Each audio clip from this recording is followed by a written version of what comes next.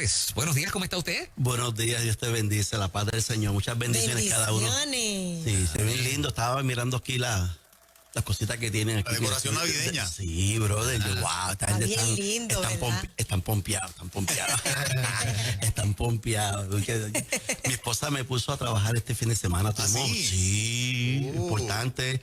Tuvimos viernes y sábado, brother. Eso era 100% dedicado a la casa, ¿sabes? Muy bien. Sí, muchachos trabajamos. Pero dejó la casa de show, ¿sabes? La mujer. Bien linda. Yo estaba pensando en invitar a toda la iglesia allá para que vea la casa. La casa está preciosa. Yo cuando yo entregué así, digo, no toques nada, mami, deja todo, está bien lindo esto aquí. Y me dice, pero la pasamos muy bien y de verdad que fue un tiempo bien bonito. Bueno. Aparte, también quiero agradecerle a Juan Carlos Mato, que estuvo con nosotros este domingo pasado. Tuviste nuestra congregación El Sendero de la Cruz de Caguas. Wow, experiencia preciosa para mí. De mucho amor hay en esa iglesia. Bueno, sí. Yo siempre digo que la iglesia es un reflejo del pastor. Sí, totalmente de acuerdo. Sí, mira, déjame decirte, la gente no se ha cansado de enviarme mensajes y de decirme cosas maravillosas de la experiencia que tuvimos el domingo. Esa palabra que traíste, wow, en 1 Pedro 5:10, chacho, eso sigo rumiando en ella, ¿sabes? Qué bueno. Bien poderoso y la gente se sorprendió verte allí porque, pastor, usted invitó a Juan Carlos Mato aquí. Yo dije, adiós, es un hombre de Dios y amigo mío. Le hubieses dicho, ponle un mapa en las manos para que tú veas que lo hace bien. Exacto. Ellos estaban bien sorprendidos, como que esa faceta no la conocía. No, entonces, claro, y como yo hice la invitación y dije que iba a haber un recurso especial, invitado. Nunca di nombre ni nada. La gente está como en la expectativa, qué bien, fue sorpresa. Sí, fue sorpresa. La gente dice, wow, pastor, vino Juan Carlos. Yo, pero sí, un hombre de Dios. Y dije, ¿qué palabra trajo ese hombre? Bueno, pero quiero dejar de saber que la iglesia, igual que mi esposa y yo, el pastor de esta iglesia, de verdad que fue una bendición de parte de Dios. Gracias por la palabra. Pastor. Palabra bien asertiva. Qué bien. Wow. Pero en el día de hoy tenemos, ¿verdad?, un tema que queremos compartir, el tema que debe hacer un hombre para ser relevante con su familia y en la sociedad en que vive. ¿Qué debe hacer un hombre? Entiendo que estuvo el pastor Stede por aquí esta mañana. Sí. Yo tuve que salir a comprar una harina a mi esposa. Mi papi compró una harinita. Y pues ya tú sabes, hablan del corazón y tengo que salir a buscar la harinita. Entonces fui a comprar la harina. Entonces me perdí un poquito el programa, pero a lo que fui a hacer la compra y esperar y bueno, pero de verdad que fue espectacular también. Y hoy voy a estar hablando sobre, ¿verdad?, qué debe hacer un hombre para ser relevante con su familia y la sociedad en que vive. La familia está sufriendo unos cambios bien significativos. Sí. La estructura familiar está sufriendo unos cambios bien significativos y unas tendencias de modelos que son preocupantes. Pero el hombre y la mujer siguen jugando un papel demasiado importante en el cuidado y desarrollo de la familia.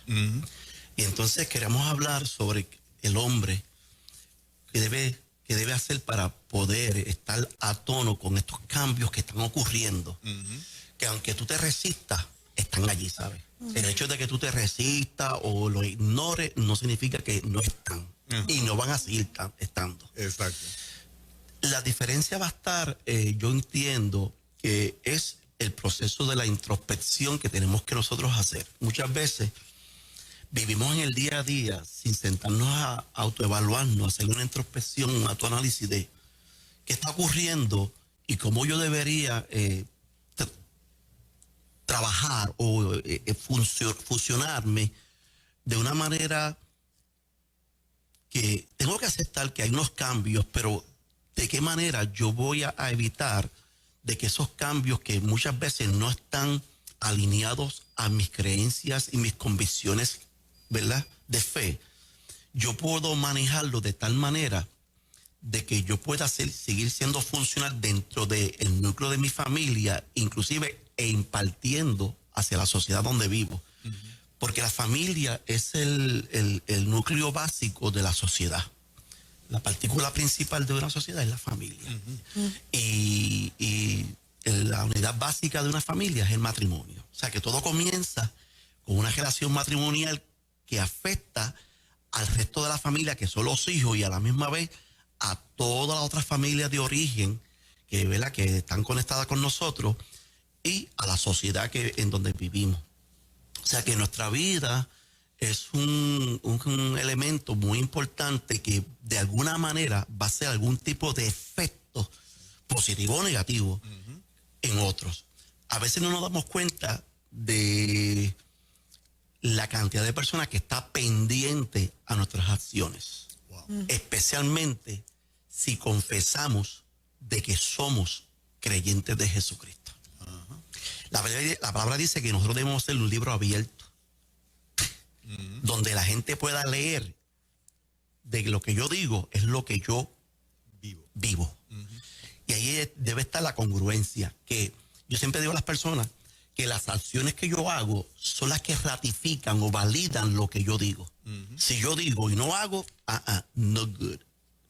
Y la gente está bien alerta, pero el problema es que muchas veces nosotros no estamos conscientes de esa realidad, y tenemos que entonces, para poder trabajar nosotros con estos cambios, que tenemos que estar pendientes y estar relevantes a lo que está ocurriendo para nosotros poder funcionar bien y estar funcionando bien dentro de nuestra familia y nuestra sociedad, es el hecho de crear conciencia, lo que yo llamo la autoconciencia, estar consciente de lo que está ocurriendo a mi lado y los cambios que están ocurriendo, y cómo yo podría reajustar o adaptar o modificar algunas cosas, ¿verdad?, que no alteren mis convicciones.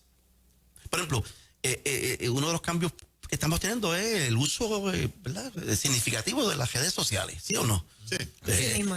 El problema no es las redes sociales, es cómo yo lo estoy usando y el manejo de ellas.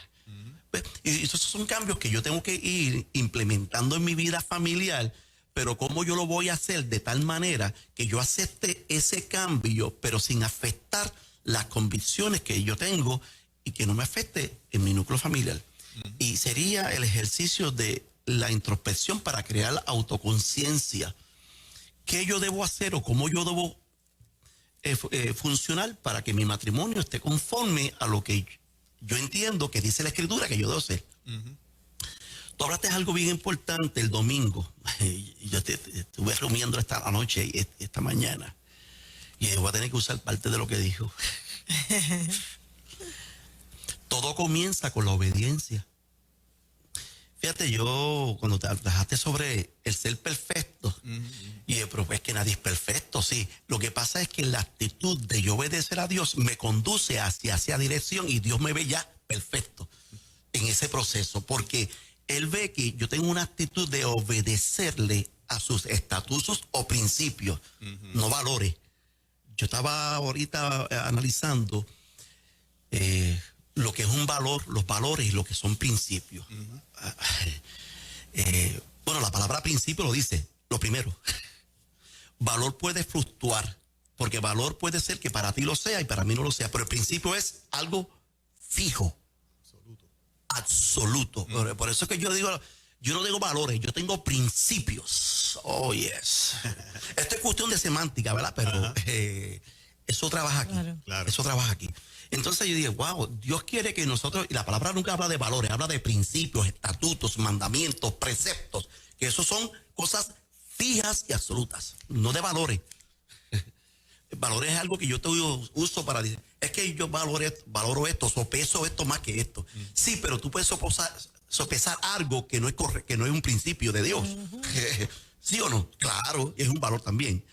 Pero los principios ya eso es algo absoluto que la Escritura habla, y se requiere de una actitud de obediencia. Por lo tanto, yo voy a reflexionar de lo que está ocurriendo en mi vida, en la vida donde yo estoy viviendo, que no estoy enajenado de ella, porque soy parte de ella. Cómo estos cambios yo los voy a manejar sin yo alterar los principios, ¿verdad?, que yo tengo en mi corazón, esas convicciones que yo tengo, ¿verdad?, manteniéndome yo obediente a esos principios por encima de todos los cambios que puedan ocurrir. Y eso es un gran reto, porque la tendencia nuestra es complacer para acomodarnos a. o asimilarnos a. Que de hecho son los dos procesos de aprendizaje, asimilación y acomodación. Pero, sí, los dos principios de aprendizaje es yo asimilar algo y yo acomodarme en ese algo. Entonces, ¿cómo yo voy a trabajar con esos cambios sin yo tener la necesidad de asimilarme y acomodarme? Porque yo decido obedecer al principio que rige mi vida en relación de mi rol como padre y esposo, o de esposo y padre, y mi participación en la sociedad. Y eso es un reto que si yo no entro en un proceso de autoanálisis, de autoevaluación, de introspección, de autoconciencia, créeme que me va a llevar a un torbellino y yo voy a quedar enredado y cuando me dé cuenta ya estoy hundido, ¿sabes? Sí. Y les pasa, y nos puede pasar a todos. Sí, a cualquiera. A cualquiera. Por eso yo le digo a la gente y constantemente le estoy diciendo a la congregación donde yo estoy, por la gracia de Dios y la misericordia de Dios, tenemos que sacar tiempo para autoevaluarnos.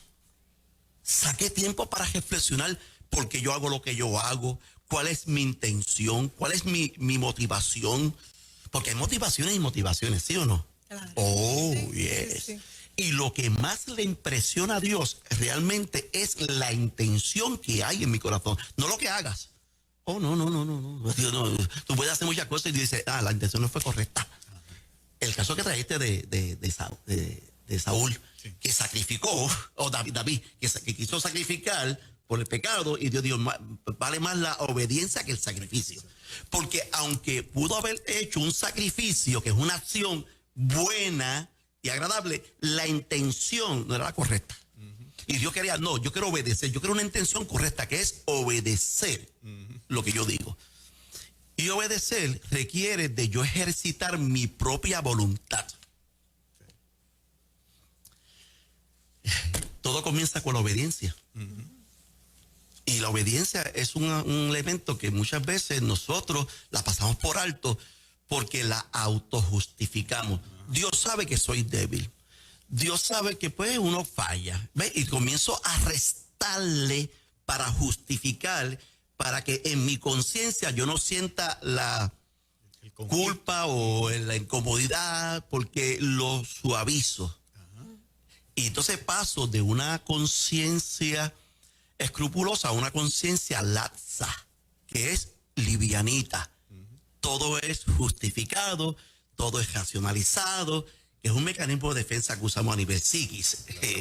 Para entonces yo sentirme bien, porque Dios entiende. Claro que Dios lo entiende. Mejor que nosotros. Claro, el problema es, tú lo entiendes. ¿Qué tú vas a hacer? Tú lo entiendes.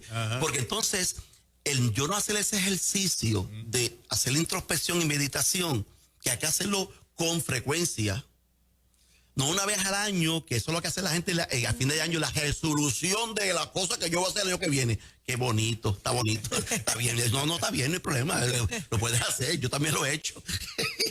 Yo también lo he hecho. Bueno, el año que viene tengo estas resoluciones. Sí, pero no es un ejercicio una vez al año, es un ejercicio más consistente, más frecuente, porque la misma Biblia dice, la misma Escritura dice, meditad en su palabra de día y de noche. Cuando yo medito en su palabra, yo estoy tratando de mirarme en esa palabra. Sirve como mi espejo para decir, la Escritura dice esto y yo no estoy haciendo esto.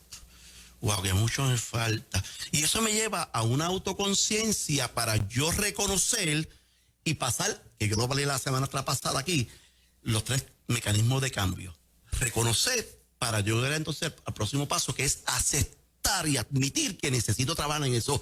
Y tercer paso, tomar la acción de ir trabajando en eso. En obediencia. Y cuando entro en la obediencia, ahí viene, Dios me perfecciona, Dios me afirma, Dios me fortalece y Dios me establece. Que te quedó bien lindo ese. Bueno, le quedó lindo, no, es que eso es lo que dice la Escritura, tú la citaste. Te quedó lindo porque tú la citaste, citaste la Escritura. En ese orden, fíjate que Escritura es, de hecho, bien calculado, Y yo cuando tú estabas hablando, yo estaba, tú no sabes todo lo que yo pensé. Yo quería propensar y dije, wow, Señor. De 3 predicaciones más. Y yo dije, aquí hay tela para cortar. Aquí hay tela para cortar. Pero volviendo entonces, ¿qué debe ser el hombre? ¿Qué debe ser, ¿verdad, el hombre para ser relevante en su proceso de familia y la sociedad en que vive? Lo primero es que el hombre debería hacer un autoanálisis y una introspección en su vida si yo estoy obedeciendo lo que dice el principio de yo como esposo, yo como padre, yo como hombre de Dios. Y cuando yo entro en esa autorreflexión, entonces yo voy a moverme a reconocer y aceptar para hacer la acción de hacer los ajustes necesarios independientemente, indistintivamente de los cambios que está ocurriendo en mi medio ambiente, pero yo mantengo todavía mi fe centrada en Dios. Amén. Ese es el gran reto que tenemos, ¿sabes? Sí. Y esto va a seguir reto tras reto, ¿sabes? Esto no va a parar, ¿sabes? Así es. Ese punto de la obediencia ha sido algo que desde que yo llegué a los pies de Cristo he estado manejándolo todos los días de mi vida. O sea, cada día nosotros nos enfrentamos a situaciones donde muchas veces la única opción es obedeces o desobedeces. O sea, exacto, no hay una tercera opción. No. Son dos. Obedeces o desobedeces. Y conocer lo fundamental que es eso para el plan de Dios para tu vida. Porque fíjate que el potencial de nosotros echar por la borda el plan de Dios no es un asunto de Dios. La Biblia dice que Él preparó para nosotros buenas obras para que anduviésemos en ellas. Claro, quien nos puede estropear somos nosotros con la desobediencia. Claro, porque asumimos la actitud de desobediencia, porque Él nos dio ese poder que yo le digo a la gente, Dios nos ha dado 2 poderes bien extraordinarios. A nivel humano nos dio el poder de la voluntad. Oh, yeah. Es un poder bien fuerte, brother. Que él mismo respeta y no es injusto obligándome a yo decidir algo que él quiere que yo haga, porque me dio a mí el poder decisional. Exacto. Eso es bien poderoso, bro, ese poder. Así es. Además, ese es el poder de las cosas que yo puedo tener control. Pero hay un poder que nos dio de cosas que yo no tengo control. Se llama el Espíritu Santo de Dios. Porque yo no tengo control sobre las cosas espirituales, sobre las fuerzas espirituales. Porque la lucha, como dice la Escritura, no es contra carne ni sangre, sino contra, ¿verdad?, principados, potestades. Por lo tanto, dice, yo te voy a dar este poder a nivel humano, pero también te voy a dar este poder a nivel espiritual para que tú puedas enfrentar aquellas cosas que humanamente tú no puedes hacer. Y te voy a dar el poder que le di a Cristo que lo levantó de los muertos, que fue el Espíritu de Dios. Entonces, contamos con 2 poderes. Con el poder decisional mío, que Él espera primero que yo lo ejerza. Fíjate qué lindo es Dios. Él espera primero que yo lo ejerza para entonces decir, como tú lo quieres y tú lo deseaste y tú lo decides, yo te doy el otro poder.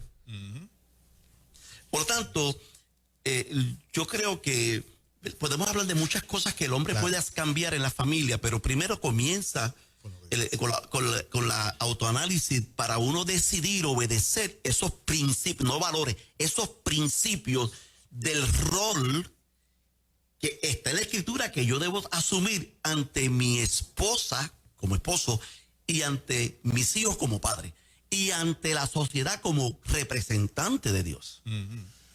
Está en la Escritura. Poderoso. ¿Me sigue? Doctor, gracias por este consejo que has traído esta mañana, siempre poderoso. No, gloria a Dios, gloria a Dios. Nosotros tenemos psicólogos que son predicadores y maestros de la palabra. Tremendo. A mí me encanta el estilo de él porque lo hace de esta manera, sí. Gloria a Dios. Palabra. Gloria a Dios, qué linda eres. Qué linda eres, una mujer hermosa de Dios. Gracias. ¿Consejería de la gente que nos escucha o la agenda está full? La agenda está bien llena, de verdad.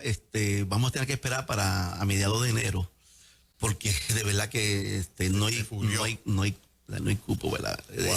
De verdad que yo lo siento mucho con todo mi, ¿verdad? Porque yo sé que hay gente que lo necesita, pero aún así pueden llamar al Centro de Consejería El Sendero. También el cupo está bastante bien limitado, pero por lo menos allí hay un banco de otros recursos que podemos transferir.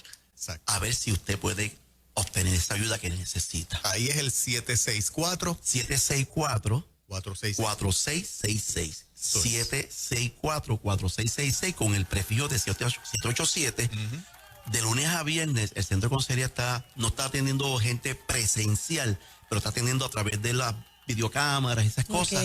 Y déjame decirte, tengo unos estudiantes que están allí, ya tengo 2 o 3 que terminan y otros que van así hasta diciembre 20, pero si no, pues entonces las recepcionistas te transfieren o te dan referido o te dan un banco de recursos de otros centros que posiblemente te puedan también asistir. ¿Está bien? Excelente. Gracias, Gloria doctor. a Dios. La bendición de Muchas Dios para cada uno de gracias. ustedes. Bendiciones. Bendiciones. Amén. Arriba. Amén.